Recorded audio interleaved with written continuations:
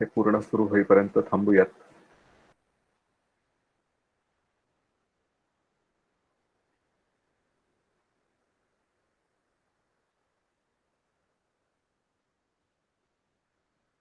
Okay, ठीक आहे. तर गेल्या शनिवारी माझं जे सत्र झालं त्याच्यामध्ये मी गणितातल्या काही गोष्टींबद्दल बोललो, भारतातल्या जुन्या काळातल्या गणितातल्या परंपरांबद्दल, गणितातल्या प्रशिक्षणाबद्दल वगैरे सगळं. आणि आज मी मुख्यत्वे करून कलनशास्त्र, ज्याला आपण इंग्रजीमध्ये कॅल्क्युलस या नावाने ओळखतो, त्याबद्दल बोलू इच्छितो. आणि सगळ्यांना मी कदाचित मागे सांगितलेलं आठवत असेल की माधवाचार्य यांचं जे गुरुकुल होतं, यांची जी शाळा होती, ज्याला माधवा स्कूल ऑफ मॅथमॅटिक्स अशा नावाने आता ओळखलं जातं, त्यांच्या तिथे कलनशास्त्राचा अभ्यास झाला. पण केवळ तिथेच नाही, तर तो त्यांच्या आधी पण भारतामध्ये सुरू होत आलेला होता आणि कुठल्या ना कुठल्या भागाने, कुठल्या ना कुठल्या स्वरूपात हा अभ्यास सुरू राहिला होता. तर याच्या संदर्भात एक चांगला लेख मला परत प्राध्यापक राम सुब्रमण्यम यांचाच मिळाला. तर त्या लेखावर आधारित असं मी बोलेन आज. आजचा जो लेख आहे तो या पुस्तकातला आहे, studies in the history of Indian mathematics, असा हा एक खंड संपादित केलेला आहे प्राध्यापक CS शेषाद्री यांनी. आणि याची पीडीएफ फाईल, म्हणजे तो जो लेख मी आज घेणार आहे संदर्भ म्हणून, त्याची पीडीएफ फाईल आणि गेल्या वेळेला जी 2 संदर्भ घेतले त्याची त्या पीडीएफ फाईल्स आम्ही जोशी सरांना काल पाठवल्या होत्या. आणि मला वाटतं जोशी सरांनी अजून ज्या काही आपल्या व्हॉट्सअप ग्रुपवरती पीडीएफ फाईल उपलब्ध झाल्या त्या सगळ्या गोळा करून त्यांच्या एका गुगल ड्राईव्ह मध्ये ठेवलेल्या आहेत आणि त्याची लिंक देखील सगळ्यांना मिळाली आहे. त्यामुळे तिथे त्या सगळ्यांसाठी आता उपलब्ध असतीलच. तर शेअर करायला सुरुवात करतो आणि आपण आपल्या मुख्य विषयाकडे जाऊ शकू.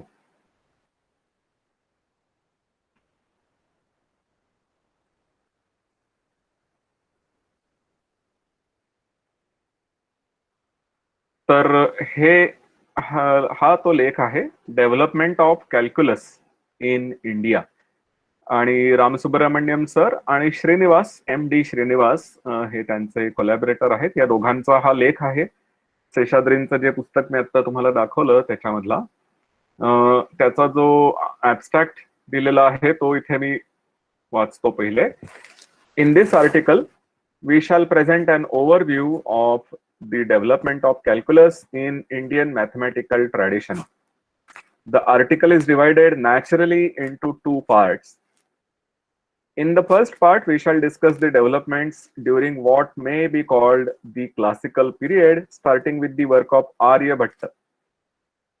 म्हणजे साधारण 5व्या शतकाच्या शेवटी 499 ख्रिस्तच्या नंतरचं, and extending up to the work of Narayan Pandit 1350 सालापर्यंत. The work of the Kerala school, starting with Madhava of Sangram Grama, which has a more direct bearing on calculus, will be dealt with in the second part. Here we shall discuss some of the contributions of the Kerala school during the period 1350 to 1500, as outlined in the seminal Malayalam work Yukti Bhasha of Jeshtadeva. तर ज्येष्ठदेव नावाचा गणितज्ञ होऊन गेलेला आहे केरळमध्ये आणि त्यांनी युक्ती भाषा किंवा युक्ती भाष्य हा एक ग्रंथ लिहिला, तो साधारण 1530 मध्ये. आणि म्हणजे हे 16वं शतक. आणि न्यूटन, लाइबनिट्झ यांचं जे काम आहे कॅल्क्युलस वरचं हे 17व्या शतकातलंय. आणि त्याच्या आधी भारतामध्ये लिखित स्वरूपात या कॅल्क्युलस बद्दलच्या सगळ्या कामाची माहिती उपलब्ध होती. आणि माधवाचार्य हे तर या ज्येष्ठदेव वगैरे यांच्या आधीचे आहेत. त्यामुळे आपल्याकडे कॅल्क्युलसची सुरुवात बरीच आधी झालेली आहे हे सिद्ध होतं. आणि मी मागच्या वेळेस सांगितल्याप्रमाणे हे सगळे लेख लिहिताना किंवा ही पुस्तकं लिहिताना देखील अतिशय चांगली काळजी या सगळ्या लोकांनी घेतलेली आहे. म्हणजे काही काही ठिकाणी जे आपण एक्सप्रेशन देतो ते एक्सप्रेशन पूर्ण बरोबर नसून त्याच्यामध्ये एरर टर्म आहे, त्याच्यामध्ये थोडी चूक आहे आणि ती एरर टर्म कशी मिळवायची हे देखील त्यांनी सांगितलं आहे. त्यामुळे हे काम पूर्णतः अचूक होतं. काय करतायत हे त्यांना कळत होतं. केवळ असं काहीतरी करत गेले आणि त्यातून त्यांना जे रिझल्ट मिळाले असं नाहीये. तर त्याच्यात पूर्ण विचार करून त्यांनी हे सगळं काम केलेलं आहे.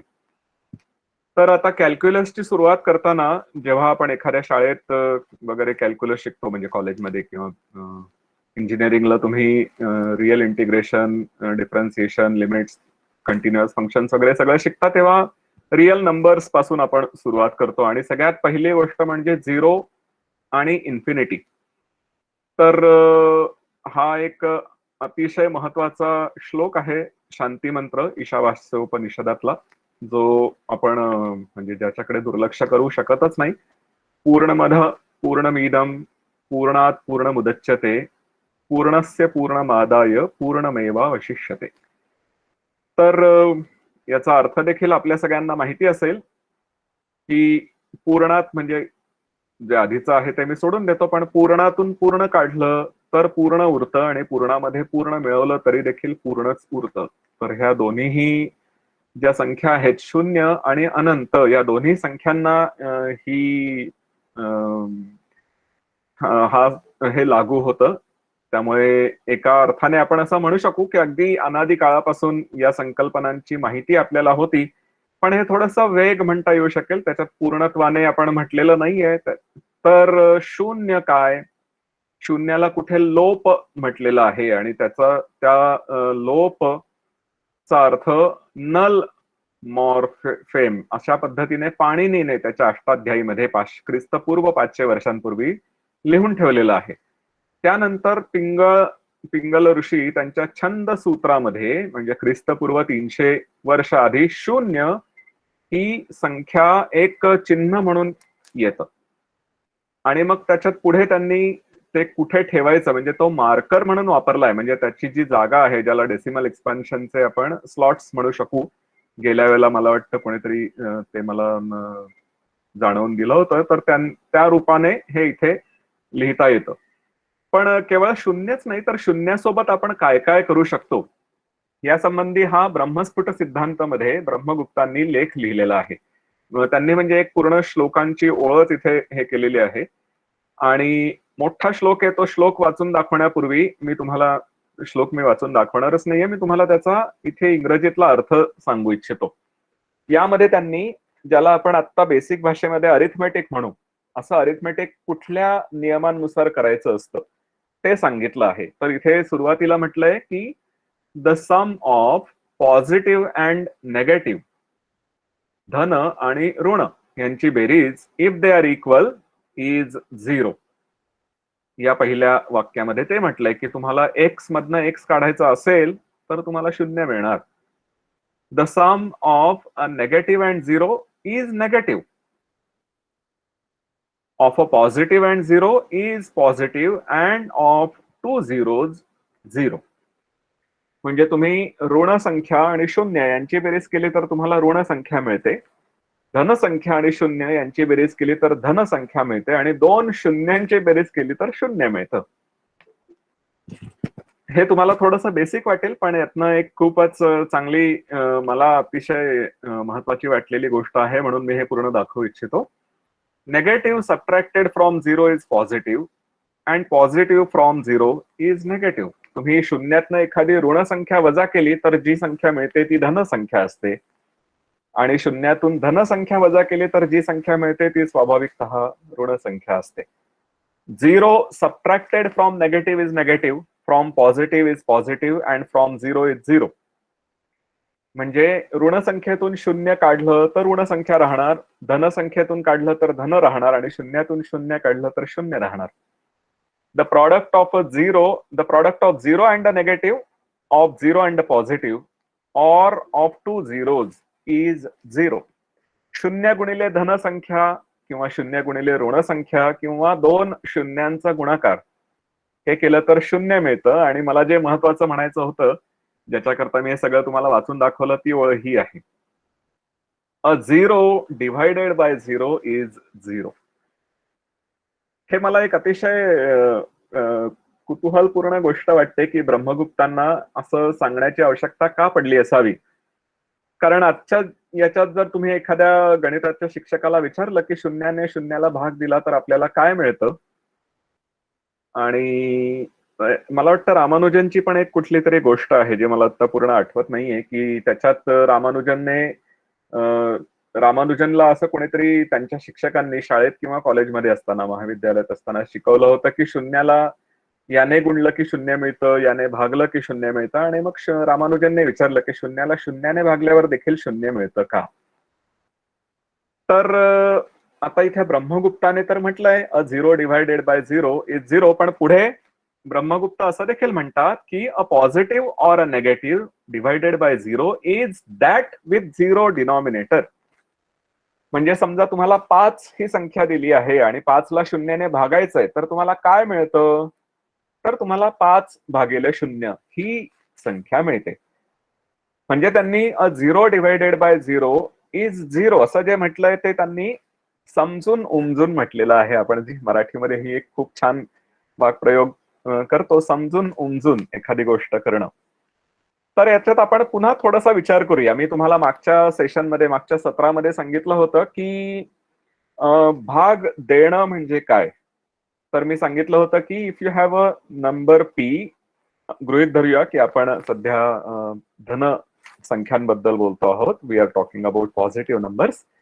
Then what is the meaning of P upon Q? आणि हे मी सांगितलं होतं की P upon Q is that number which when multiplied by Q gives you P.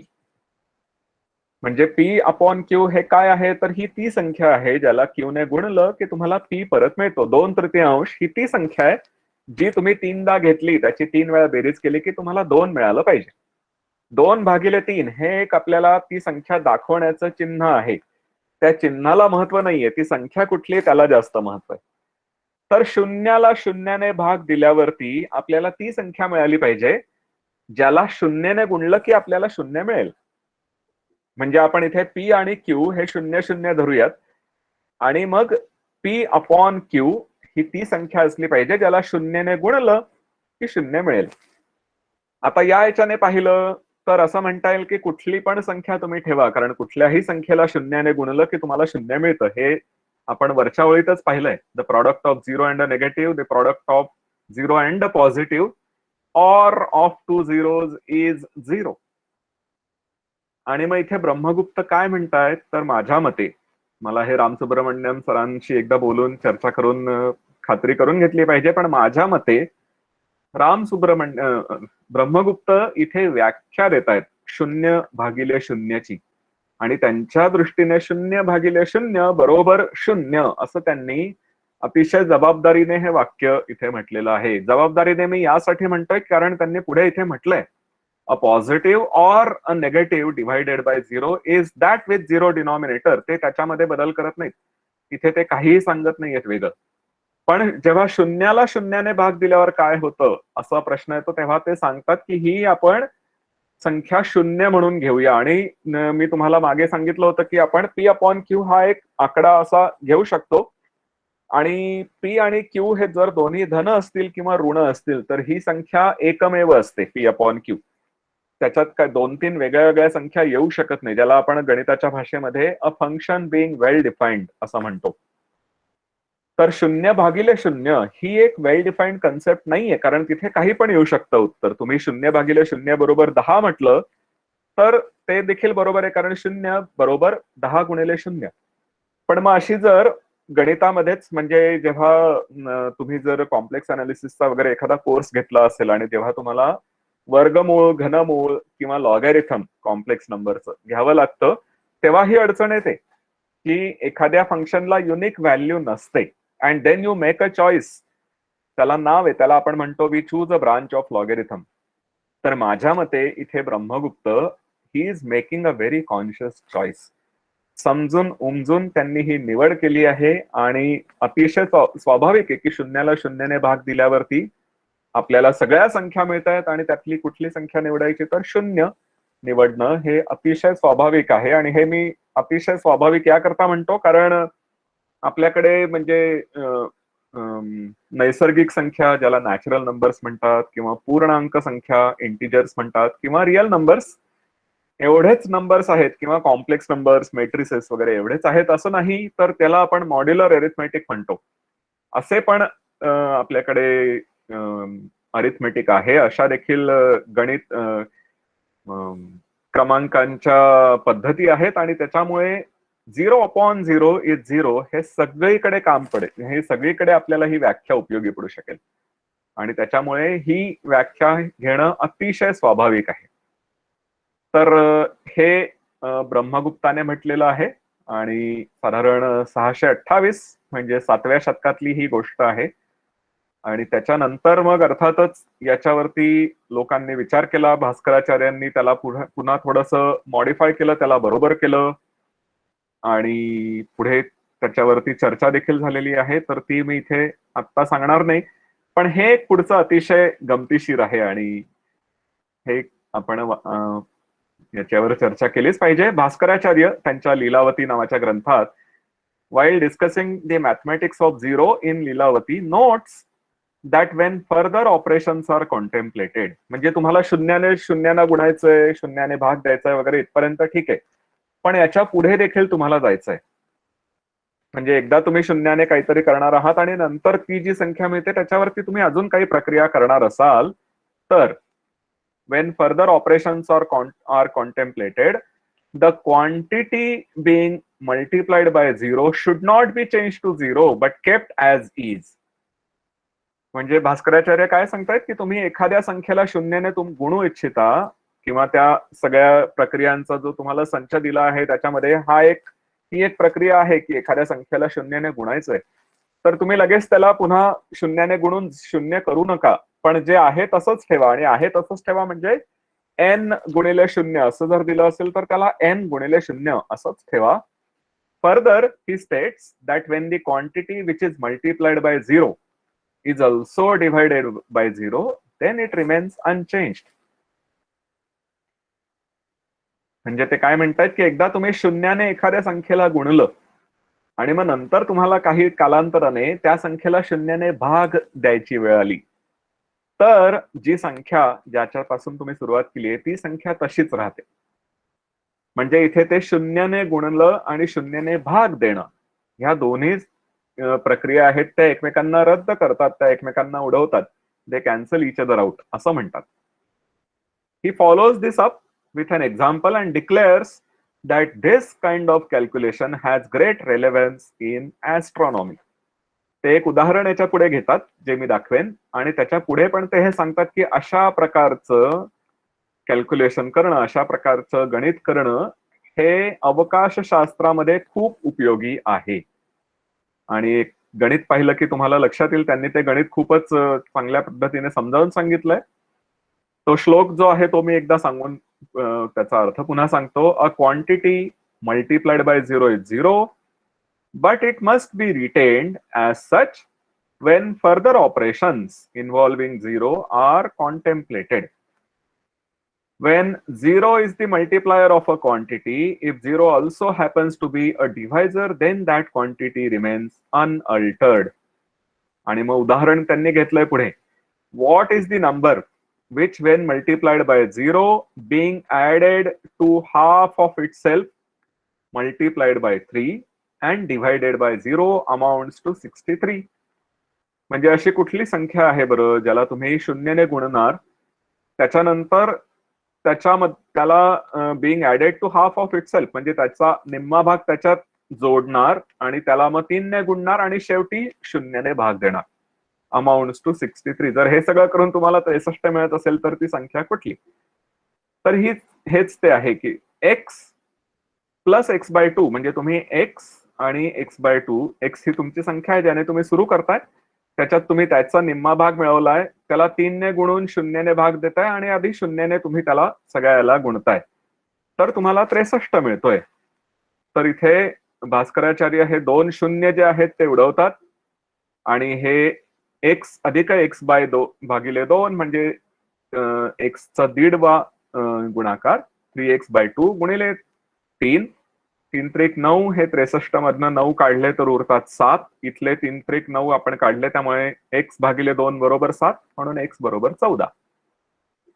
असं हे उदाहरण ते करतायत आणि यातनं असं वाटू शकतं की भास्कराचार्यांना इन्फिनिटेसिमल नंबर याच्याबद्दल कल्पना होती. तर लिमिट आपण जेव्हा घेतो कुठल्याही फंक्शनचं तेव्हा मी मागे देखील सांगितलं होतं की 1/n हा सिक्वेन्स जर आपण बघितला आणि त्याचं लिमिट पाहिलं तर ते लिमिट 0 येतं. पण 1/n ची कुठलीही व्हॅल्यू 0 येत नाही. 1/n हा सिक्वेन्स जर घेतला तर त्याची कुठलीही व्हॅल्यू 0 मिळत नाही, पण त्याचं लिमिट मात्र 0 येतं. आणि ते लिमिट बघताना आपल्याला अगदी छोट्या छोट्या संख्यांसोबत प्रक्रिया करायला लागतात. म्हणजे लिमिट 0 येणं याचा अर्थ काय? तर लिमिट 0 येतं म्हणजे शून्यापासून तुम्हाला किती जवळ जायचंय ते तुम्ही ठरवा.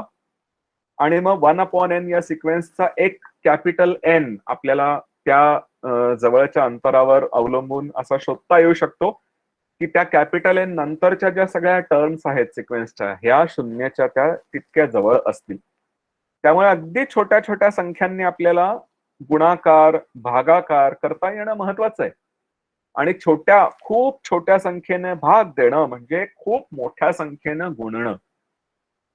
आणि म्हणजे आपण असं म्हणू शकू की भास्कराचार्यांना इथे हे म्हणायचंय की तुम्ही एखाद्या अगदी छोट्या संख्येने अगदीच छोटी असलेली संख्या त्याने गुणता आहात आणि नंतर एक खूप मोठ्या असलेल्या संख्येने गुणत आहात. आणि जर ही खूप मोठी संख्या आणि खूप छोटी संख्या यांचा गुणाकार हा 1च्या जवळ असेल तर जी संख्या ज्याच्यातनं तुम्ही सुरुवात केलंय ती संख्या बदलत नाही, ती संख्या आहे तशीच राहते. असं म्हणता येऊ शकेल. म्हणजे कुठल्या तरी एका पातळीवरती भास्कराचार्यांना ही इन्फिनिटेसिमल अशी जी आजची संज्ञा आहे, अगदी छोट्यातल्या छोट्या गोष्टी त्याने गुणणं, भागणं याची त्यांना कल्पना होती, असं आपण म्हणू शकू. परंतु हे खालचं वाक्य अतिशय महत्वाचं आहे. रामसुब्रमण्यम सरांनी हे इथे दिलंय की Bhaskara it seems had not fully mastered this kind of calculation with infinitesimals. म्हणजे याचं काय, कुठल्या प्रकारे त्यातनं प्रक्रिया करायला लागतील वगैरे हे सगळं त्यांना कदाचित पूर्ण पद्धतीने कळलेलं नव्हतं. आणि हे जे खाली उदाहरण त्यांनी बीजगणितामध्ये दिलेलं आहे त्याच्यावरून हे आपल्याला लक्षात येऊ शकतं. तर त्यांनी काय उदाहरण दिलं आहे आणि त्याच्यातनं आपण बघूया काय त्यांना मिळतंय. इथे त्यांनी हे उदाहरण विचारलंय.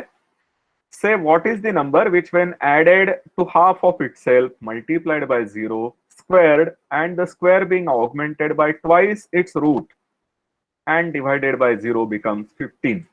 म्हणजे हा जो प्रॉब्लेम आहे तो अशा पद्धतीने इथे मांडलेला आहे की x अधिक x भागिले 2 the number which when added to half of itself x अधिक x भागिले 2 मल्टिप्लाइड बाय 0. तर याला आपण शून्याने गुणायचं, स्क्वेअर्ड, मग त्याचा एक वर्ग घेतला and the square being augmented म्हणजे त्याच्यात आपण अजून ही संख्या मिळवतोय बाय ट्वाइस इट्स रूट. आता याचं रूट काय आहे? हा स्क्वेअर आहे तर त्याचं वर्गमूळ काय आहे? 0 आणि x अधिक x भागिले 2. त्यामुळे हे आपण इथे ठेवलं आणि हे 2 ने त्याला गुणलं अँड डिव्हायडेड बाय 0. या सगळ्याला आपण शून्याने भाग दिला तर 15 मिळतंय. तर भास्कराचार्य काय करतात? तर भास्कराचार्य त्यातले फक्त शून्य जे आहेत ते उडवून देतात. म्हणजे इथनं शून्य काढलं तर उरतं x plus x by 2 whole square plus 2 into x plus x by 2 equal to 15. आणि मग ते पुढे सोडवतात. पण याच्यात त्यांना हे लक्षात येत नाही की ही शून्य म्हणजे जरी आपण अगदी छोट्यात छोटी संख्या धरतो आहोत तरीही इथे शून्याचा वर्ग घेतलाय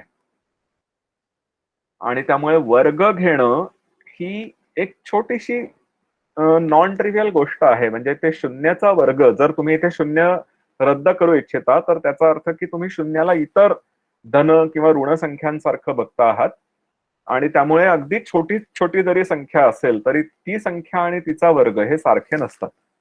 x square equal to x असेल तर एक्स इक्वल टू 1 और एक्स इक्वल टू 0. तुम्ही जर त्याला शून्याच्या जवळ ठेवता आहात पण तुम्ही रद्द देखील करतात म्हणजे तुम्ही त्याला शून्य मानत नाही आणि एक तर नाहीच आहे ती संख्या. त्यामुळे इथून हे रद्द करणं हे थोडस अजून समजावून सांगायला त्यांनी हवं होतं असं रामसुब्रमण्यम सरांना वाटतं. आणि त्याच्यामुळे शंका येऊ शकते की कदाचित यांना त्याचं नक्की काय होतंय ते लक्षात आलेलं नसावं.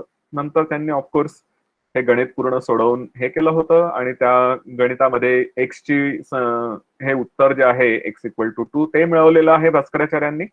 पण कुठलंही क्वाड्रॅटिक इक्वेशन आपण घेतलं, वर्ग असलेले कुठलीही इक्वेशन आपण घेतलं तर त्याच्यात 2 उत्तरं असतात आणि इथे जे दुसरं उत्तर आहे -10/3 ते त्यांनी इथे नोंदलेलं नसावं. त्याचे कदाचित वेगळे वेगळे कारण असू शकतील, पण ते उत्तर त्यांनी इथे नोंदलेलं नाहीये.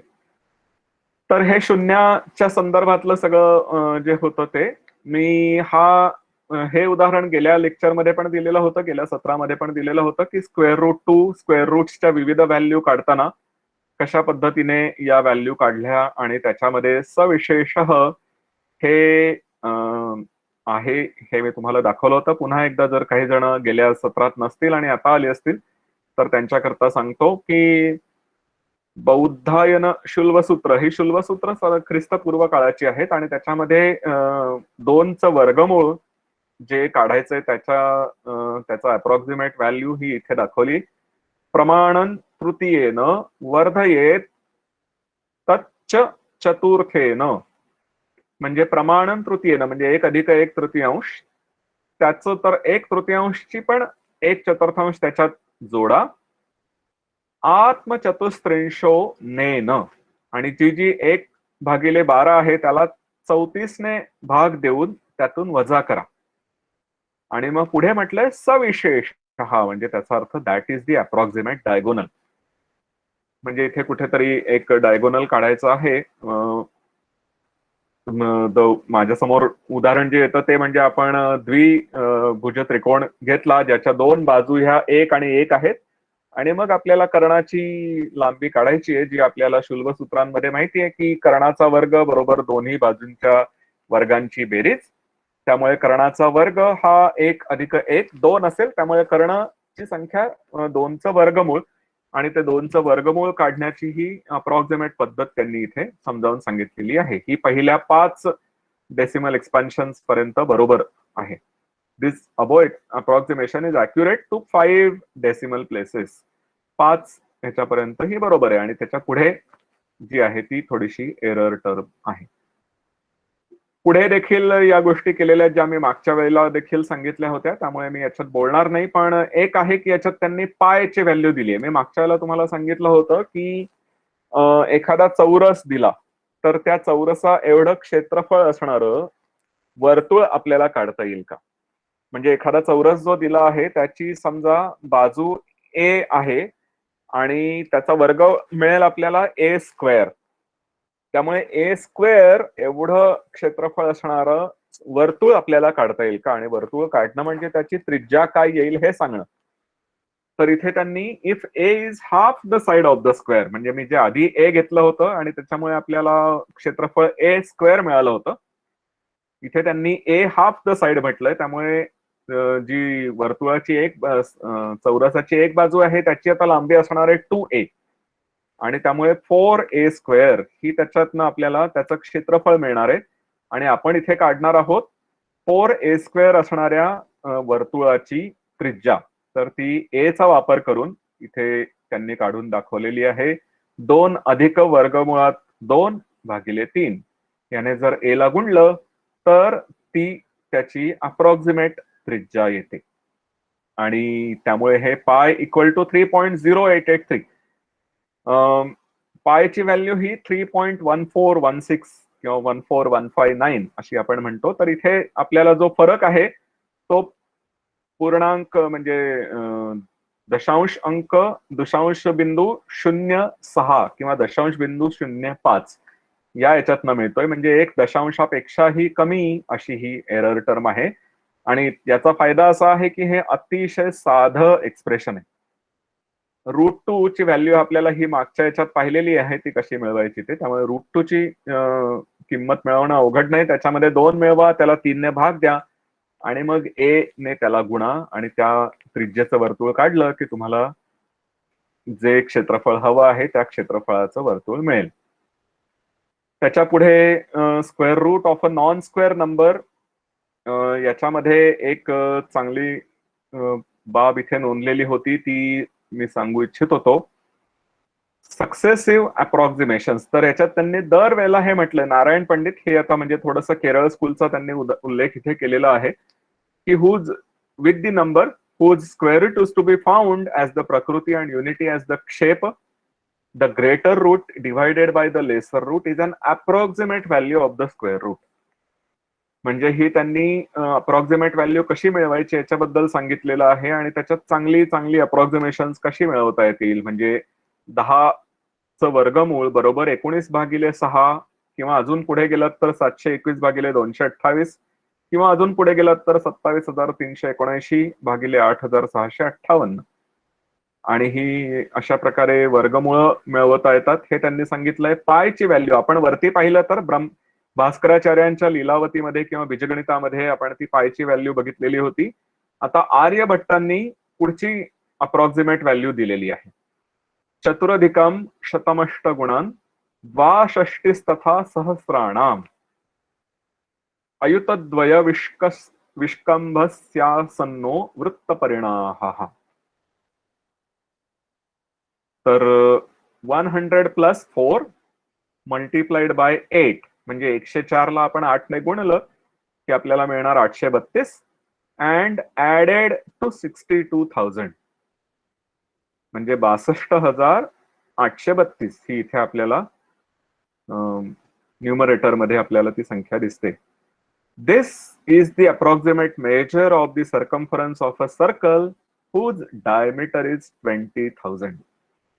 म्हणजे ज्याचा व्यास हा 20,000 एकक आहे त्याच्या परिघाचं अप्रॉक्सिमेट उत्तर त्याचं मोजमाप हे 62,832 आहे आणि आपण याला 20,000 ने भाग दिला तर 3.1416 10 सहस्रांश एवढी आपल्याला ही संख्या मिळते.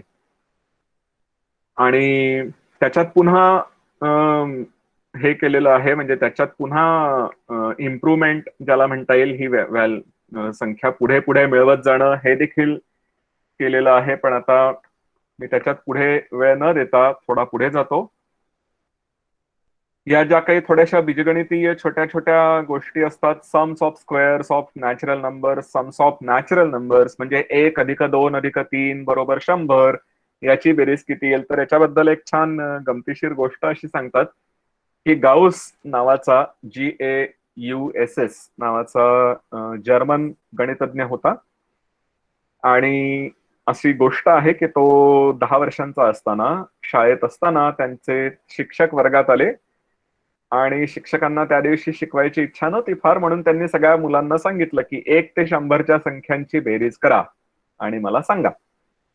आणि शिक्षक छान निवांत बसले. त्यांना वाटलं आता आपल्याला एक 10-12 मिनिट तरी विश्रांती मिळेल. पण 1 मिनिटाच्या आत गाऊसने आपली पाटी त्यांच्या समोर नेली आणि त्यांना 50-50 ही बेरीज दाखवली आणि मग शिक्षक चकित झाले आणि मग गाऊसने त्यांना मांडून दाखवलं 1 + 2 + 3 ... अधिक 100 आणि खाली तीच संख्या उलट्या क्रमाने लिहिली 100 अधिक 99 अधिक ... अधिक 1 आणि मग पहिली संख्या पहिल्या क्रमातली पहिली संख्या 1 आणि दुसरी संख्या 100 यांची बेरीज केली तर मिळतं 101. पहिल्या क्रमातली दुसरी संख्या 2 आणि दुसऱ्या क्रमातली दुसरी संख्या 99 यांची बेरीज केली तर 101 मिळतात. त्याच्यानंतर 3 अधिक 98 हे देखील 101. असं आपण करत गेलो तर शेवटी 100 वरती 100 पर्यंत जाऊ आणि खाली 1 पर्यंत जाऊ आणि ती पण 101 बेरीज होती. त्यामुळे हे 100 वेळा आपण 101 घेतलेलं आहे. पण ह्या आपण तीच बेरीज दोनदा लिहिली कारण 1 ते 100 लिहिलं आणि खाली 100 ते 1 लिहिलं. त्यामुळे आपल्याला फक्त वरच्या बेरजेची किंमत काढायची असेल तर जे मिळालं 100 गुणिले 101 त्याला 2 ने भाग दिला पाहिजे. त्यामुळे 101 गुणिले 50 बरोबर 50-50 असं सूत्रांसहित गाऊसने त्यांना दाखवलं आणि असं म्हणतात की ही ज्याला अरिथमेटिक प्रोग्रेशन म्हणता येईल त्याची सुरुवात त्यावेळेला झालेली आहे. तर गाऊस म्हणजे एक साधारण आत्ता 300-400 वर्षांपूर्वीची गोष्ट आहे आणि ही तर आपण ख्रिस्तपूर्व 500 वर्षांची गोष्ट सांगतो आहोत की 2 अधिक 3 अधिक ... अधिक 1000 बरोबर ही संख्या ह्याच्यात 1 आपण मिळवला दोन्हीकडे तर आपल्याला 500-500 ते मिळेल. तर हे बेरीज इथे करतात. असं त्या गाऊसच्या गोष्टीचा एक पुढचा पण भाग आहे, कितपत खरं आहे मला माहिती नाही.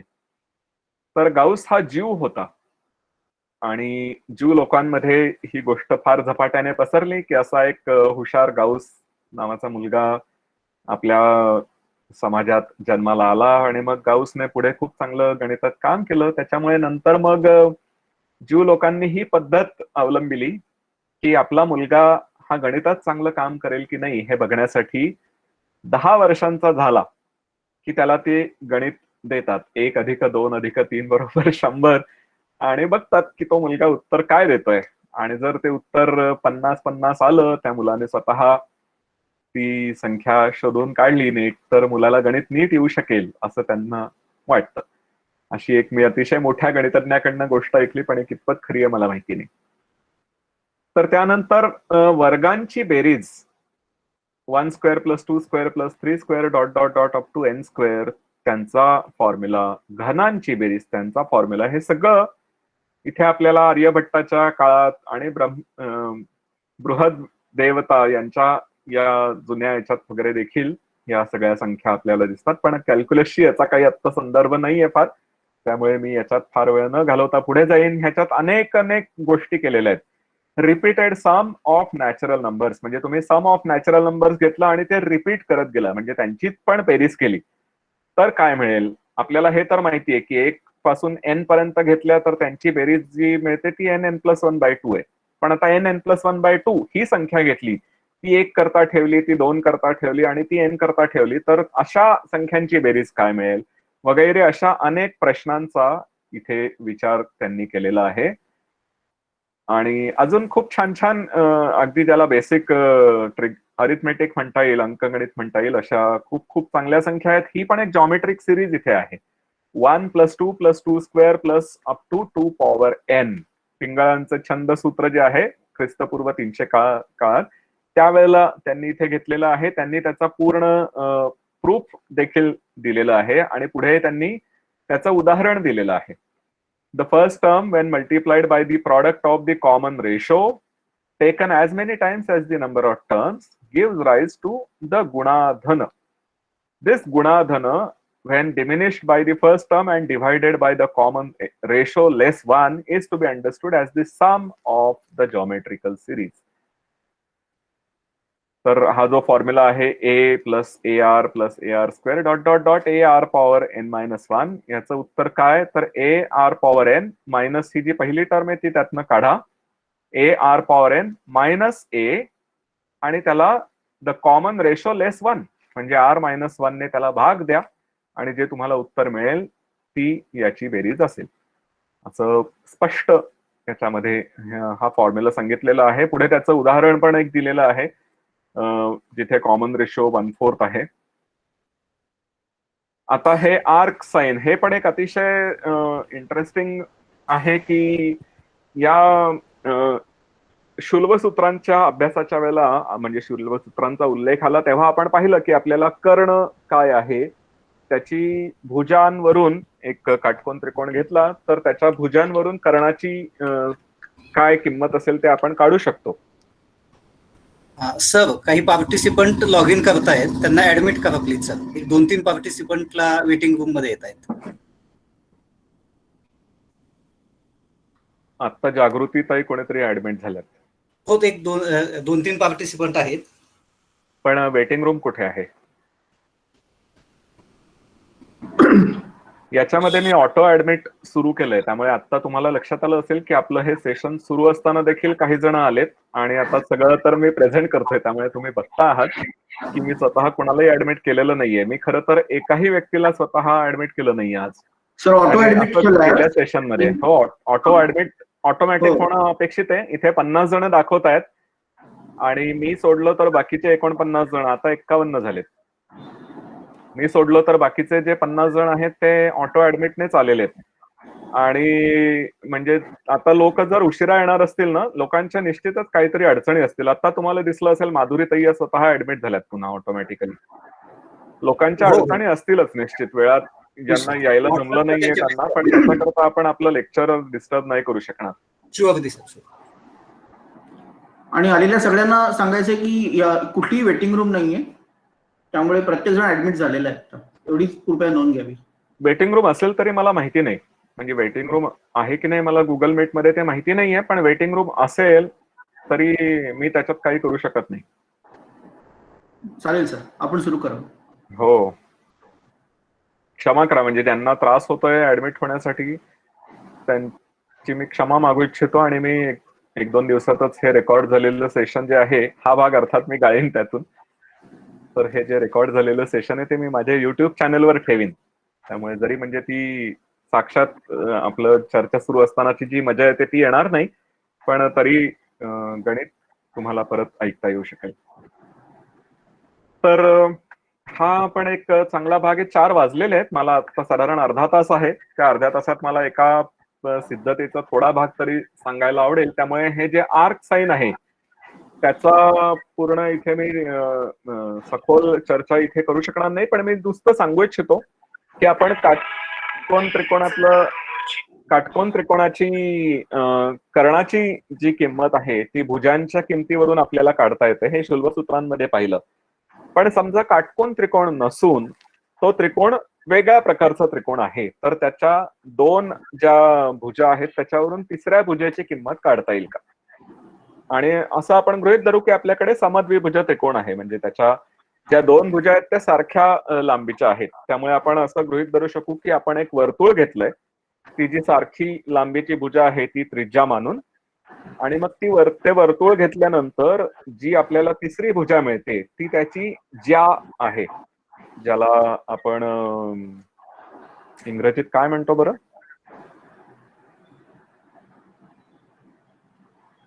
त्रिज्या ही व्यासाच्या निम्मी. व्यास इज डायमीटर, त्रिज्येला रेडियस म्हणतात आणि ज्याला कॉर्ड म्हणतात. तर ही जी कॉर्ड आहे ती कॉर्ड तिसरी बाजू आहे असं आपण म्हणू शकू. जोशी सर, मी तुम्हाला म्यूट करतो, कुठेतरी थोडा डिस्टर्बन्स येतोय. अजून कोणी जर बोलत असेल तर मी त्यांनाही म्यूट करेन. तर ही जी कॉर्ड आहे त्या कॉर्डची किंमत, त्या ज्याची किंमत आपल्याला काढायची आणि मग ती या ट्रिग्नॉमेट्रीच्या त्रिकोणमितीच्या फंक्शन्स मधनं काढता येते आणि त्याचा देखील सखोल अभ्यास इथे केलेला आहे. आणि आर्क साइन वगैरे हे सगळं अतिशय चांगल्या याच्यात लिहिलं आणि ही या पीडीएफ फाईल्स मी ठेवलेल्या आहेत त्या गुगल ड्राईव्हच्या फाईलमध्ये, त्यामुळे तुम्हाला या दिसतील. मी एखादा जर हायलाइट करून ठेवलं असेल तर आपण त्याच्याबद्दल थोडंसं बोलू आणि नाहीतर मग आपण पुढे जाऊ. हे अख्खं टेबलच्या टेबल रामसुब्रमण्यन सरांनी दिलंय. याच्यात आर्यभट्टांनी ह्या आर्क लेंथच्या आर साइन व्हॅल्यूज काढलेल्या आहेत. मग गोविंद स्वामीन त्यांनी 9व्या शतकाच्या सुरुवातीला 825 आणि मग माधवाचार्य साधारण 1375च्या वेळेला.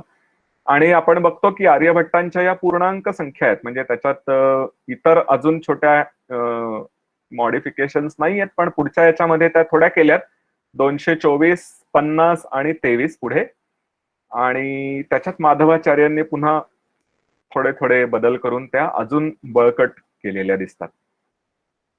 Second order interpolation formula. हा इंटरपोलेशन फॉर्म्युला अतिशय महत्वाचा आहे, कारण इंटरपोलेट करत जाणं ही जी संकल्पना आहे ती त्यावेळेला दिसते. Instantaneous velocity of a planet, तात्कालिक गती, ह्याच्याबद्दलही मी काही बोलू शकत नाही. मला वाटतं तुमचं एक ऍस्ट्रॉनॉमीचं सेशन होणार आहे अवकाशशास्त्राचं, जर आधी झालं नसेल तर, आणि या सगळ्या गोष्टी त्याच्यामध्ये होतील अशी आपण आशा बाळगूया. पुढचं जे मला सांगायचं आहे, surface area and volume of a sphere. याच्यामध्ये पण आर्यभट्टांनी जो गोळा एक गोल असतो त्याचं जे घनफळ आहे, क्षेत्रफळाच्या पुढची पायरी घनफळ, त्याचं सूत्र दिलं होतं, पण ते थोडं चुकीचं होतं. आणि मग साधारण 8व्या शतकात 750 साली श्रीधर म्हणून एक जे गणितज्ञ आहेत त्यांनी त्याचं करेक्ट एक्सप्रेशन दिलंय, ते इथे सांगितलेलं आहे. पुढे मग भास्कराचार्यांनी सिद्धांत शिरोमणीमध्ये देखील त्याचं प्रूफ पूर्ण दिलेलं आहे. उपपत्ती असं जे त्याला त्यावेळेला म्हणत होते, आणि हे पूर्ण त्याची सिद्धता याच्यामध्ये दिलेली आहे. आणि त्याच्यातनं आपल्याला इन्फिनिटेसिमल घेणं हे दिसतं. आणि याच्यात पुढे एक छोटंसं दिलंय की of course the grossness of the result 70 is due to the fact that the quadrant of the circumference was divided into only 24 bits. म्हणजे हा जो पूर्ण सर्कम्फरन्स आहे त्याला आपण 24 भागांमध्ये भाग देऊन जी गणना केली, त्यातून आपल्याला उत्तर जे मिळतं ते उत्तर थोडंसं अप्रॉक्सिमेट आहे, कारण फक्त 24 भागांमध्ये आपण त्याला भाग दिला होता. आणि Bhaskara also mentions that we may consider dividing the circumference into many more arc bits instead of the usual 24 divisions which are made for computing the R sin tables. आणि पुढे युक्तिभाषा मध्ये देखील ज्येष्ठ देवाने हे घेतलंय की circumference of the circle is divided into a large number n of equal arc bits. आणि त्यातनं त्यांनी पुढे जर तुम्हाला तुमचं इंटिग्रेशन अजून आठवत असेल तर त्या इंटिग्रेशन मध्ये अशाच पद्धतीने आपण सगळी गुणा हे करत असतो. नंतर तर आपण शेवटी फॉर्म्युले बघतो आणि फॉर्म्युले लावतो, पण इंटिग्रेशनची थिअरी डेव्हलप करताना आपण याच पद्धतीने छोट्या छोट्या भागांमध्ये त्याचं विभाजन करून ते संख्या मिळवतो आणि त्याची बेरीज करून आपण पूर्ण इंटिग्रेशन मिळवतो. ठीक आहे, तर आता या लेखाचा हा दुसरा भाग, work of the Kerala school. तर याच्यात माधवापासून शंकर वॉरियर यांच्या कामाबद्दलचं उल्लेख इथे केलेला आहे. The Kerala school of astronomy in the medieval period pioneered by Madhava of Sangamagrama. मला वाटतं माधवाचार्य नावाचे एकापेक्षा जास्त गणितज्ञ असतील, त्याच्यामुळे दरवेळेला माधवा ऑफ संगमग्राम असं म्हणतात. Extended well into the 19th century as exemplified in the work of Shankaravarman, Raja of Kadathanadu. Only a couple of astronomical works of Madhava seem to be extant now. Most of his celebrated mathematical discoveries, such as the infinite series for pi and the sine and cosine functions, are available only in the form of citations in later works. मी आधी पण सांगितलं की साधारण 15व्या शतकाच्या शेवटी किंवा 16व्या शतकाच्या शेवटी ज्येष्ठ देवांचं जे पुस्तक आहे युक्तिभाषा, त्याच्यामध्ये त्यांनी पाय करता इन्फिनिट सिरीज दिली आणि ती माधवाचार्यांनी मिळवलेली आहे असं सांगितलंय. तर या माधवाचार्यांचं जे मूळ काम आहे ते सध्या उपलब्ध नाहीये आत्ता आपल्याला जी उपलब्ध गोष्टी आहेत त्यानुसार, पण त्यांचे ह्या दोन त्यांची ग्रंथ आहेत ते उपलब्ध आहेत. आणि ते सोडलं तर बाकीचं जे आहे ते इतरांनी त्यांचा जे उल्लेख केलेला आहे त्या याच्यावरूनच आपण अंदाज बांधू शकतो. तर पुढची ही त्यांनी त्यांची माहिती दिली आहे. त्यांची पूर्ण जी पाठशाळा, त्यांचं गुरुकुल होतं, त्या गुरुकुलाबद्दलची माहिती दिलेली आहे आणि कॅल्क्युलस बद्दलची त्यांचं जे जे कॉन्ट्रीब्युशन होतं, त्यांचं योगदान जे होतं त्याच्याबद्दलचं त्यांनी वरच्या परिच्छेदामध्ये थोडक्यात सांगितलं. आता आपण पायची इररॅशनॅलिटी इथे बघू. तर रॅशनल नंबर्स मी सांगितलं होतं मागच्या वेळेला. These are of the form p upon q, where p and q are integers and you can take q to be positive. p can be negative, 0 or positive, but the denominator is taken to be positive. So पाय किंवा अगदी वर्गमूळ 2 ही संख्या देखील rational नाहीये, अपूर्णांक नाहीये. हे आपण गेल्या वेळेला पाहिलं. पण पाय हा अपूर्णांक नाहीये ह्याचं प्रूफ फार पटकन मिळालं नाही आणि ते प्रूफ मिळायला आपल्याला बऱ्यापैकी वाट बघायला लागली आता मॉडर्न मॅथमॅटिक्सच्या दृष्टीने. पण इथे नीलकंठांना त्यांना हे कल्पना होती असं दिसतं. तर ते इथे काय म्हणतात ते बघूयात. In the context of discussing the procedure for finding the approximate square root of a non square number by multiplying it by a large square number, the method given in Trishatika of Sridhara referred to earlier in section 3.3, Nilakantha observes in his Aryabhatiya भाष्य. नीलकंठाचार्यांनी आर्यभट्टांचं जे काम होतं आर्यभटीय त्याच्यावरती भाष्य केलंय आणि त्यात ते काय म्हणतात, even if we were to proceed this way, मी हे खालचं जे हायलाइट केलेलं आहे ते वाचतोय. Even if we were to proceed this way, the square root obtained will only be approximate. The idea is that it is actually not possible to exactly delimit the square root of a non-square number. Precisely for this reason, multiplication by a large square was stated in order to get as much accuracy as desired. हे इथे स्पष्ट त्यांनी नीलकंठाचार्यांनी म्हटलंय. आर्यभट्टांनी आर्यभटीयामध्ये जी वर्गमूळ काढण्याची पद्धत सांगितली आहे त्या वर्गमूळ पद्धत काढण्याच्या पद्धतीत त्यांनी असं म्हटलंय की तुम्हाला एका मोठ्या संख्येच्या वर्गाने त्याला गुणावं लागेल आणि मग जो गुणाकार आला त्याचं वर्गमूळ तुम्ही काढा आणि मग ज्या संख्येने तुम्ही गुणलं, ज्या संख्येच्या वर्गाने गुणलं त्या संख्येने भाग द्या उत्तराला, म्हणजे मग तुम्हाला जी संख्या आधी दिलेली होती त्याचं वर्गमूळ मिळेल. आणि हे त्यांनी म्हटलंय की even if we were to proceed this way, the square root obtained will only be approximate. जे मिळेल ते पूर्ण ऑन द नोज तुम्हाला ती संख्या मिळणारच नाहीये, ती त्याच्या जवळची मिळेल.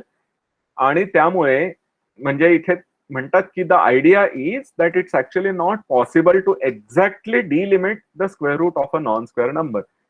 यातनं यांना असं म्हणायचंय की ती तुम्हाला एक फायनाईट सिक्वेन्स ऑफ नंबर्स अशा पद्धतीने लिहिता येणारच नाही. आणि म्हणूनच multiplication by a large square was stated in order to get as much accuracy as desired. इथे त्यांनी नीलकंठांनी म्हटलंय. पुढे त्यांनी हे देखील म्हटलंय, you can multiply by whichever large number you want up to your satisfaction. Since largeness is a relative notion, it may be understood that the process is an unending one. म्हणजे काय? तर आता तुम्ही 10,000 ने एखाद्या संख्येला गुणलं तर 10,000 पेक्षा देखील मोठ्या संख्या आहेतच, त्यामुळे त्याने देखील गुणू शकता. पण अशा एखाद्या मोठ्या संख्येने गुणलं तर त्याहूनही मोठ्या संख्या आहेतच.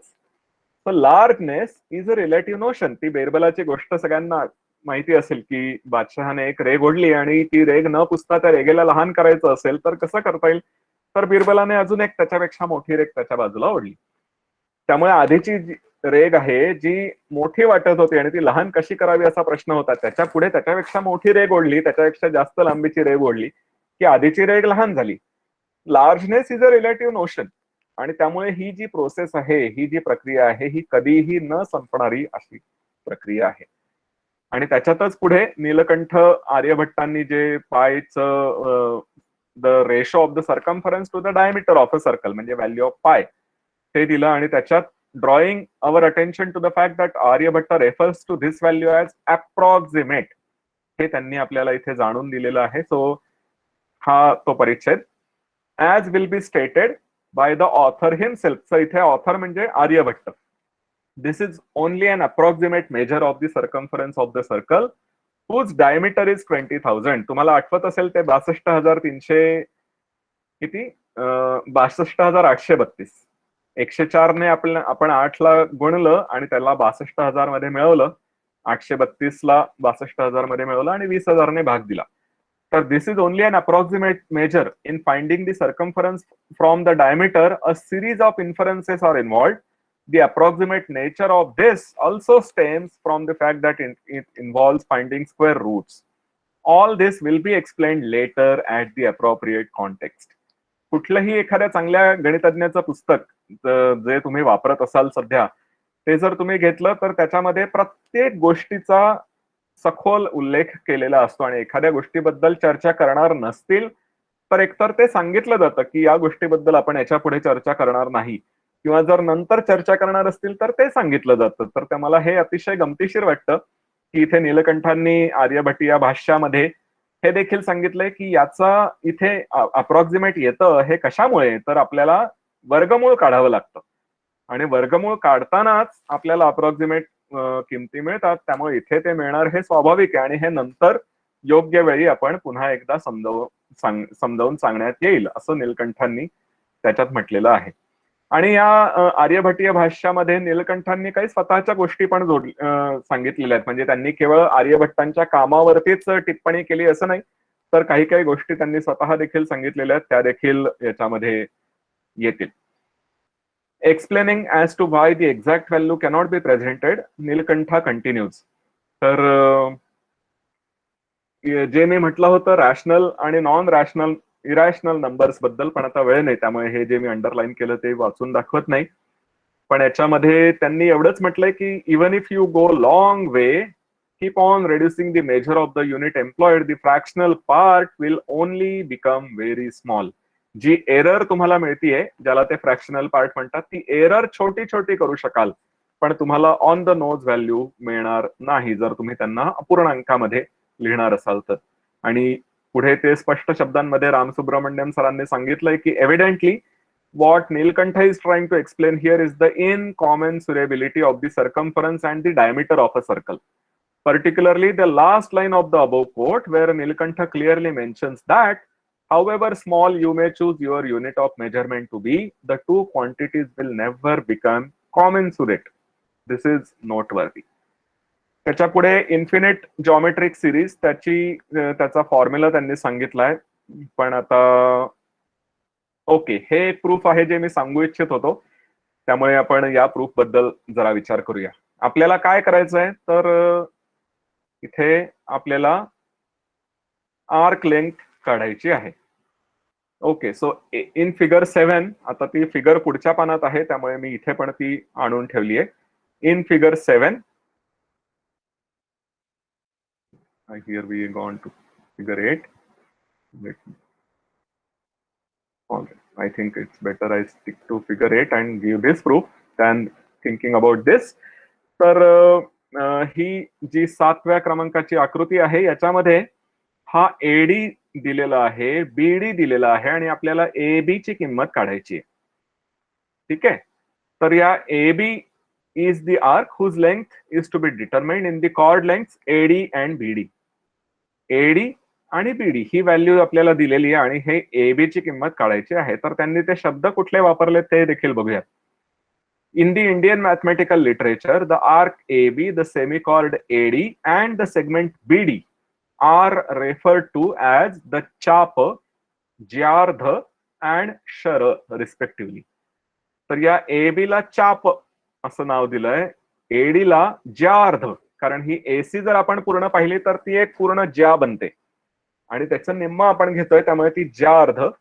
आणि सगळ्यात गमतीशीर टर्मिनॉलॉजी ही आहे की बीडी साठी शर म्हटलंय. शर याचा अर्थ बाण. तर हा बीडी हा बाणाचा भाग आहे आणि जर तुम्ही हे चित्र पूर्ण पाहिलं तर ते धनुष्य असं ताणून त्याच्यावरती एक बाण रोखून ठेवलेलं आहे असं दिसतं. त्यामुळे बीडीला बाण म्हणणं हे अगदी सटीक इथे बसतं. And denoting them by C, J and S, the expression for the arc given by Nilakantha may be written as C approximately equal to square root of this number, which is 1 plus 1/3 S square whole thing added to J square. त्यामुळे जो शर आहे, ज्या अर्ध आहे, त्याच्या किमती मिळाल्या की चाप ची किंमत मिळणं हे सोपं जातं. इथे आपण इथे पायथागोरसचाच थेरम वापरतोय, दुसरं तर काही करत नाही आहोत. ठीक आहे, याच्यानंतर आता हे limiting of summation of the infinite geometric series, मला वाटतं हेच मी पुढे दाखवणार होतो तुम्हाला याची सिद्धता. The question that Nilakantha poses as he commences his detailed discussion on the sum of geometric series is very important and arises quite naturally whenever one encounters the sum of an infinite series. म्हणजे आपल्याला एक अनंत सारणी अशी दिलेली आहे आणि त्याची बेरीज आपल्याला करायची. तर त्याच्यात नीलकंठ विचारतात, कथम पुनः तावदेव वर्धते तावत वर्धते च. म्हणजे how do you know that the sum of the series increases only up to that. तावदेव वर्धते, त्याच्यापर्यंतच जातं, त्याच्या पुढे जात नाही असं इथे विचारतात ते. हे तुम्हाला कसं माहितीये की समजा आता मी तुम्हाला उदाहरण गेल्या वेळेला देखील बहुधा दिलं होतं की 1 अधिक 1 द्वितीयांश अधिक 1 चतुर्थांश अधिक 1 अष्टमांश अधिक 1 षोडशांश वगैरे अशी संख्या आपण घेतली, म्हणजे 1 + 1/2 + 1/4 प्लस सो ऑन. तर समजा आपल्याकडे 2 मोठे गोळे आहेत आणि त्यातला एक मी घेतला आणि मग पुढचा जो एक आहे त्यातला निम्मा घेतला आणि तो ठेवला, मग उरला निम्मा, त्याचा पुन्हा निम्मा काढून घेतला, मग उरला 1 चतुर्थांश, त्याचा 1 निम्मा काढला म्हणजे 1 अष्टमांश, तो इकडे मिळवला. असं करत आपण गेलो तर जे 2 आपल्याकडे गोळे होते ते हळूहळू पूर्णच्या पूर्ण जी आपण बेरीज करतोय त्याच्यामध्ये येऊ. तरी असं म्हणता येईल की 1 + 1/2 + 1/4 + 1/8 + dot dot dot equals to. कारण ही जी बेरीज आहे 1 अधिक 1 द्वितीयांश अधिक 1 चतुर्थांश अधिक 1 अष्टमांश वगैरे, ही 2च्या पलीकडे जात नाही. It increases only up to that. त्याची जी बेरीज आहे ती वाढत वाढत 2 पर्यंतच जाते, त्याच्या पुढे जात नाही. पण हे देखील महत्वाचं आहे, त्याच्या पुढे जात नाही हे ठीक आहे, पण त्याच्यापर्यंत जाते का हे देखील जाणून घेणं महत्वाचं आहे. आणि म्हणजे त्यांनी पुढे विचारलं नीलकंठांनी, that it certainly increases up to that. म्हणजे ही 2च्या पुढे जात नाही ते ठीक आहे, पण 2 पर्यंत जाते का याची देखील आपल्याला खात्री करून घेतली पाहिजे. आणि how do you know that? And proceeding to answer the above question, Nilakantha first states the general result. त्या इन्फिनिट सिरीजच्या समेशन साठी त्यांनी हा जनरल रिझल्ट आधी ठेवला आणि त्याचं पूर्ण प्रूफ त्यांनी दिलं. तर हेच ते प्रूफ आहे इथे, जे मी आता पूर्ण सगळं सांगणार नाही. पण थोडक्यात जर सांगायचं झालं तर उदाहरणाच्या दृष्टीने जर म्हणायचं तर त्यांनी ही आपल्याला बेरीज करायची 1/4 plus 1/4 square plus dot dot dot. तर त्यांनी हे इथे दिलंय की 1/3 ही 1/4 अधिक 1/12.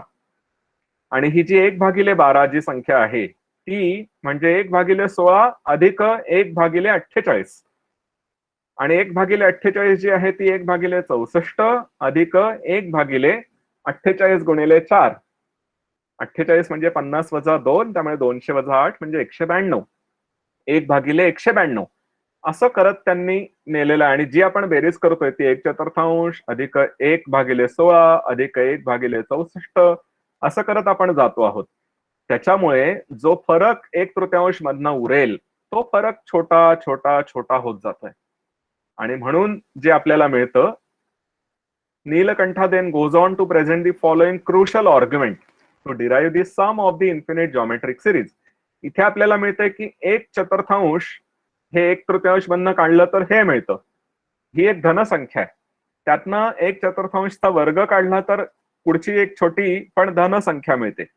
जी मिळते त्यातनं 1/4 घन काढला तर अजून एक छोटी पण धनसंख्या मिळते. त्यामुळे 1/4 अधिक 1/4 वर्ग अधिक 1/4 घन असं करत गेलो तर जे उत्तर मिळेल ते धनसंख्या मिळणार आहे. त्यामुळे ही बेरीज ही 1/3 पलीकडे जाणार नाही एवढं तरी आपल्याला कळलं. पण ही 1/3 पर्यंत जाते का त्याच्याकरता नीलकंठ सांगतात, as we sum more terms the difference between 1/3 and the sum of powers of 1/4 becomes extremely small but never zero. म्हणजे 1/4 आणि ही जी आपण इथे सिरीज लिहिलेली आहे तर ही कुठेही आपण nth स्टेजला थांबवली तर 1/3 मिळतं का? नाही मिळत. 1/3 पाशी आपण जवळ जातो पण एक्झॅक्टली 1/3 मिळत नाही. पण पुढे नीलकंठ म्हणतात, only when we take all the terms of the infinite series together do we obtain the equality. जेव्हा आपण सगळ्याच्या सगळ्या घेऊ तेव्हा आपल्याला 1/3 ही संख्या मिळेल. आणि हे कसं आपल्याला बघता येईल तर पुन्हा त्याच पद्धतीने मी सांगितलं तसं की तुम्हाला ह्या n टर्म्स मिळवल्यानंतर जी उरलेली संख्या असते ती खूप छोटी असते. त्यामुळे हे तर क्लिअर आहे की ही जी बेरीज आपण करतो ही 1/3 पलीकडे जात नाही. मग ही बेरीज 1/3 आधी थांबते का?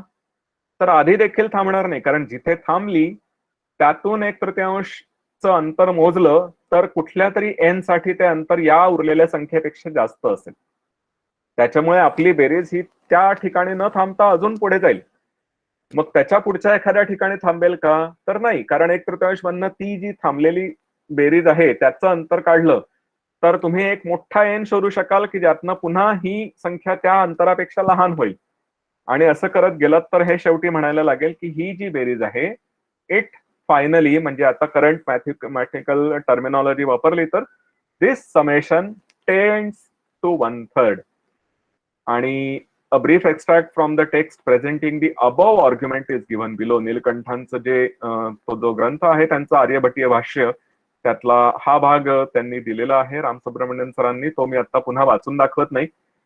त्याच्यानंतर बायनोमियल सिरीजचं एक्सपान्शन केलेलं आहे. आणि जे मला एक सिद्धता दाखवायची होती थोडीशी ताई, त्याच्याकडे मी तुम्हाला नेतो आणि त्याच्यानंतर आपण थांबू.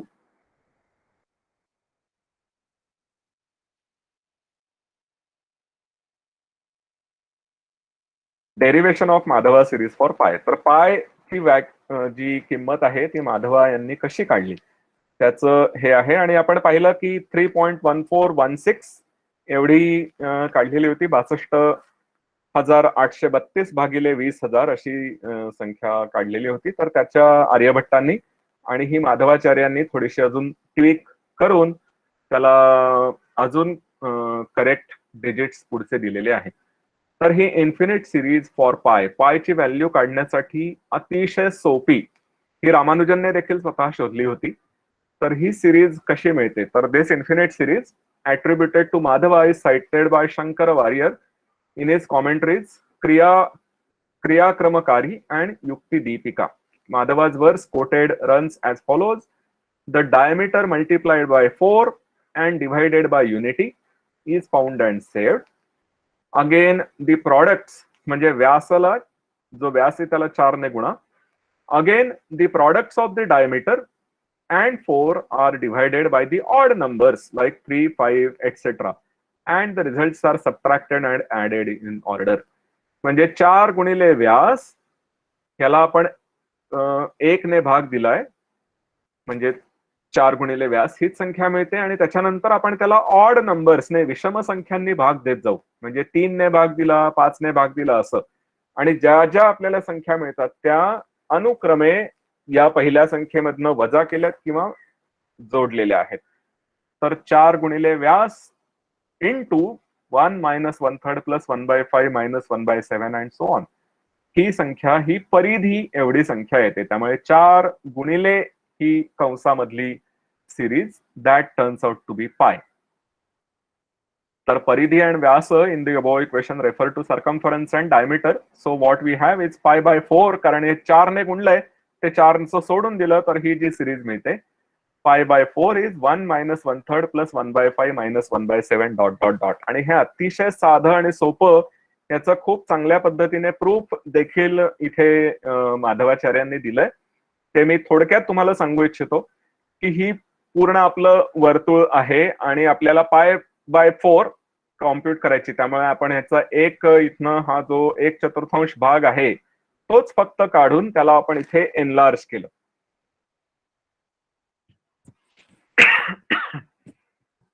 क्षमा करा. तर त्याला मोठं करून त्याच्या विविध त्यातनं बिंदू आपण घेऊन इथे पाहिलेलं आहे. तर ही जी आकृती आहे तीच आकृती मी इथे ठेवली आहे. त्यामुळे मी आता त्या बाजूला पुढे पुढे जाईन आणि आपल्याला जेव्हा लागेल तेव्हा आपण या आकृतीकडे येऊ शकू. So we shall now present the derivation of the above result as outlined in युक्ती भाषा of ज्येष्ठदेव आणि शंकर वॉरियरांचं हे क्रियाक्रमकारी आणि विविध गोष्टी करतायत. तर काय करतायत पहिले तर we are taking the quadrant OP0PNS.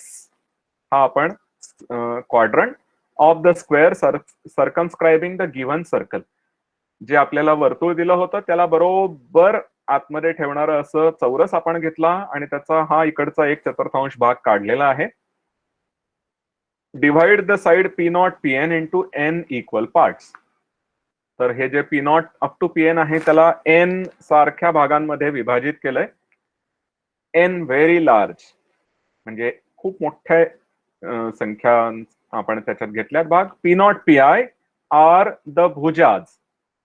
म्हणजे आता P0 पासून PI पर्यंत ही आपल्याला जी मिळते त्याला म्हणतात भुजा. अँड OPI आर द कर्णाज डिनोटेड बाय KI. O पासून PI पर्यंत. त्यामुळे आपण हा एक काटकोन त्रिकोण इथे बघणार आहोत. P0 पासून PI पर्यंत जायचं, खाली O ला यायचं आणि वर जायचं. तर P0 PI ही आपल्याला मिळेल ती भुजा इथून इथपर्यंत आणि हा जो तिरका मिळतो O पासून PI पर्यंत तो आपला कर्ण. And the points of intersection of these karnas and the circle are marked as AI. तर हा जो कर्ण आहे PIO हा या वर्तुळाला कुठे छेदतो त्या बिंदूला आपण नाव दिलं AI. आणि मग इथे आपण एक छोटा हा चौकोन बनवलाय किंवा आपण वेगळ्या दृष्टीने पाहिलं तर हा AI-1 आहे. त्याच्यातनं आपण या B कर्ण PI चा जो कर्ण आहे म्हणजे I-1 च्या कर्णापासून PI चा जो कर्ण आहे त्याच्यावरती एक लंब टाकला खाली, त्याला म्हणतो BI. आणि या PI-1 मधनं लंब टाकला तर त्याला म्हणतो CI. आणि मग आपण काय बघतो की OAI-1 BI हा त्रिकोण पाहिला. छोटा त्रिकोण आहे. आपण जो अख्खं वर्तुळ आहे त्यातनं एक छोटी पाकळी घेतोय आणि त्यातनं OAI-1 BI हा त्रिकोण घेतला आणि त्याच्यानंतर OPI-1 आणि इथे CI. तर हे दोन त्रिकोण हे समरूप त्रिकोण आहेत. त्यामुळे त्यांच्या ज्या ज्या दिशांच्या योग्य भुजा आपण घेतल्या तर त्यांचा भागाकार सारखा येईल. So the triangles OPI-1 CI म्हणजे OPI-1 CI हे हा त्रिकोण आणि OAI-1 BI हा त्रिकोण हे दोन्हीही सिमिलर आहेत. OPI-1 CI, OAI-1 BI. These are similar and therefore AI-1 BI upon OAI-1 म्हणजे AI minus 1 BI upon this is going to be PI minus 1 CI upon OPI minus 1. PI minus 1 CI upon OPI minus 1. Similarly, there is a pair of another triangles which are similar. So we have the corresponding equality of the ratios of the corresponding sides. त्याच्यातून आपल्याला AI minus 1 BI म्हणजे आपण कुठली संख्या मिळवतोय तर AI minus 1 BI ही मिळवतो. पण हे जर आपण भाग छोटे घेत गेलो तर ही AI minus 1 BI this is approximately equal to AI minus 1 AI. आणि त्यामुळे तसं धरून it is noted that when n is large, the r sin AI minus 1 BI can be taken as the arc bits themselves. आणि त्याचा वापर करून ती series त्यांनी इथे पूर्ण मिळवलेली आहे. कदाचित याच्यात तुम्हाला वाटेल की आपण कॅल्क्युलस बद्दल फार बोललो नाही, पण कॅल्क्युलसच्या ज्या अतिशय बेसिक टर्म्स आहेत पुढे ऑफकोर्स अंत्यसंस्कार की एंड करेक्शन कसं करायचं त्याच्याबद्दलही आहे, पण आपल्याला आता तेवढा वेळ नाहीये. त्याच्यातनं आपल्याला अॅक्युरेट रिझल्ट मिळतात. याचं कारण असं आहे की ही 1 - 1/3 प्लस 1/5 - 1/7 ही सिरीज जरी π/4 ची व्हॅल्यू देत असेल तरी त्याचं कॉन्व्हर्जन्स हे अतिशय छोटं आहे. म्हणजे काय तर ते मी एका 2 याच्यात सांगू इच्छितो. कुठे बरं गेलं ते.